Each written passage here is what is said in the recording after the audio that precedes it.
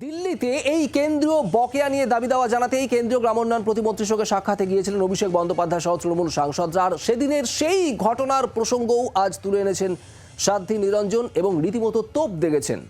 তিনি দীর্ঘক্ষণ অপেক্ষা করেও দেখা হয়নি এমনটাই তোপ সাধ্বী নিরঞ্জনের। ঠিক কি বলেছেন শোনাবো আপনাদের। मैं 2.5 घंटा बैठी रही, प्रतीक्षा करती रही। उनका इरादा ही नहीं था मिलने का।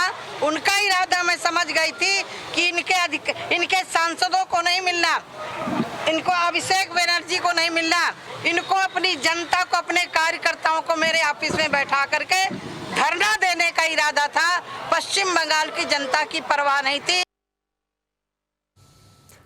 আপনারা শুনছিলেন সাধ্বী নিরঞ্জনের বক্তব্য। কমলাক্ষ সেই দিনের সেই প্রসঙ্গ আজ তুলে এনেছেন এবং তিনি বলছেন যে ধর্ণা দেওয়ারই মূল লক্ষ্য ছিল সে সময় তাদের। ঠিক কি বক্তব্য আজ সাধ্বী নিরঞ্জনের?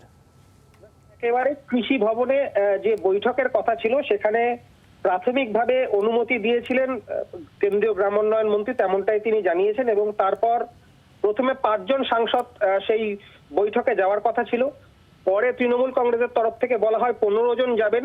সেক্ষেত্রেও আজকে কিন্তু কেন্দ্রীয় গ্রামোন্নয়ন মন্ত্রী জানিয়েছেন 15 জনেরও কিন্তু অনুমতি দেওয়া হয়েছিল। কিন্তু তৃণমূল কংগ্রেসের সাংসদদের পরিকল্পনায় ছিল সেখানে ধর্ণা দেওয়া। সাধারণ মানুষের জন্য যে বঞ্চনা বা বকেয়ার তারা যে দাবি নিয়ে গিয়েছিলেন সেই দাবিটি তাদের কাছে মূল ইস্যু ছিল না, তাদের কাছে ইস্যু ছিল কৃষি ভবনের সামনে বসে ধর্ণা দেওয়া। সেই কারণেই তারা কিন্তু সাংসদরা কোনোভাবে মিলিত হতে চাননি। তারা চেয়েছিলেন, তৃণমূল কংগ্রেসের দাবি ছিল যারা যে বঞ্চিতদের নিয়ে যাওয়া হয়েছিল সমস্ত মানুষকে সঙ্গে নিয়ে তারা কেন্দ্রীয় গ্রামোন্নয়ন মন্ত্রীর সঙ্গে দেখা করবেন। কেন্দ্রীয় গ্রামোন্নয়ন মন্ত্রী বলেছেন দীর্ঘক্ষণ অপেক্ষা করেও সেই অনুমতি কিন্তু তিনি দেননি। তার কারণ সমস্ত মানুষের সঙ্গে দেখা করা তার পক্ষে সম্ভব ছিল না। তিনি বলেছেন যে অফিসারদের সঙ্গে নিয়ে সাংসদরা যে কজন ইচ্ছে তারাই কিন্তু দেখা করতে পারেন। এবং তার পাশাপাশি তিনি কিন্তু বলেছেন যে আমার নামে উল্টে বদনাম দেওয়া হচ্ছে, আদতে আমি নাকি তাদের সঙ্গে দেখা করিনি। কেন্দ্রীয় সরকারের কোন রকম পরিকল্পনাই নেই কোন রকম বরাদ্দ আটকে রাখার। হিসেব যদি দেওয়া হয় সেক্ষেত্রে বরাদ্দ যে বিভিন্ন কেন্দ্রীয় প্রকল্পে সব জায়গায় যেমন ভাবে বরাদ্দ মিটিয়ে দেওয়া হচ্ছে, এই রাজ্যের ক্ষেত্রেও, পশ্চিমবঙ্গ দেশের বাইরে নয়, এই রাজ্যের ক্ষেত্রেও সেই বরাদ্দ মিটিয়ে দেওয়া হবে। তবে হিসেব দিয়ে সেই বরাদ্দ কিন্তু প্রাপ্য বরাদ্দ বুঝে নিতে হবে, এমনটাই তিনি জানিয়েছেন।